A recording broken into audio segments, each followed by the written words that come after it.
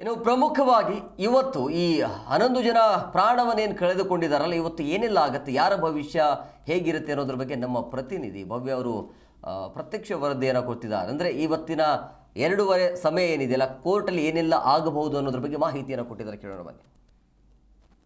Chinnaswamy stadium ಬಳಿ ದುರಂತ ಪ್ರಕರಣಕ್ಕೆ ಸಂಬಂಧಪಟ್ಟಂತೆ ಹೈಕೋರ್ಟ್ನ ವಿಭಾಗೀಯ ಪೀಠದಲ್ಲಿ ಮಧ್ಯಾಹ್ನ 2:30ಕ್ಕೆ ವಿಚಾರಣೆ ಇರುವಂಥದ್ದು. ಈ ಸಂದರ್ಭದಲ್ಲಿ ಸರ್ಕಾರದ ಪರ ವಕೀಲರು ಇವತ್ತು ರಿಪೋರ್ಟನ್ನು ಕೂಡ ಸಬ್ಮಿಟ್ ಮಾಡ್ತಾ ಇದ್ದಾರೆ. ಯಾಕಂದರೆ ಈಗಾಗಲೇ ವಿಚಾರಣೆ ಕೈಗೆತ್ತಿಕೊಂಡು ಮಧ್ಯಾಹ್ನದ ಮೇಲೆ ನಂತರ ಅಂದರೆ 2 ಪ್ರಕರಣ ಇದೆ. ಒಂದು ಕಡೆ ಈಗಾಗಲೇ ಏನು ಆರೋಪಿಗಳು 4 ಆರೋಪಿಗಳಿದ್ದಾರೆ, ಅವರು ಮಧ್ಯಂತರ ಜಾಮೀನು ಕೋರಿ ಅರ್ಜಿಯನ್ನು ಸಲ್ಲಿಕೆ ಮಾಡಿರುವಂಥದ್ದು.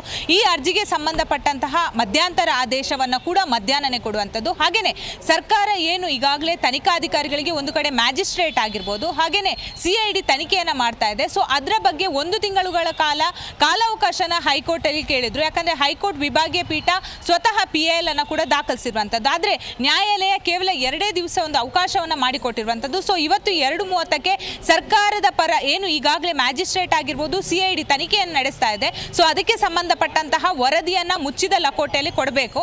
ಸೊ ಇವತ್ತು ಮತ್ತೊಂದು ಕಡೆ ಆರೋಪಿಗಳ ಮಧ್ಯಂತರ ಜಾಮೀನು ಆದೇಶ ಕೂಡ ಇರುವಂಥದ್ದು.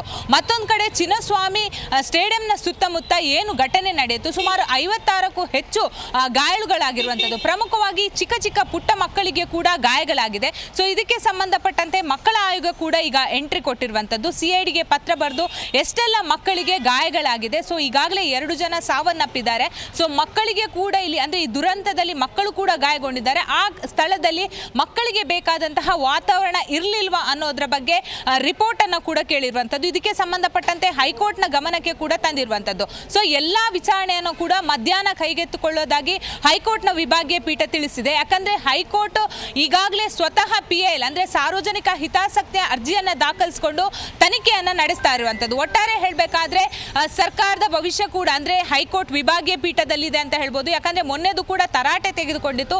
ಈ ಕಾರ್ಯಕ್ರಮವನ್ನು ನಡೆಸುವ ಸಂದರ್ಭದಲ್ಲಿ ಸೂಕ್ತವಾದ ಕ್ರಮ ಆಗಿರ್ಬೋದು, ಭದ್ರತೆಯನ್ನು ತೆಗೆದುಕೊಂಡಿರಲಿಲ್ವಾ ಅಂತ.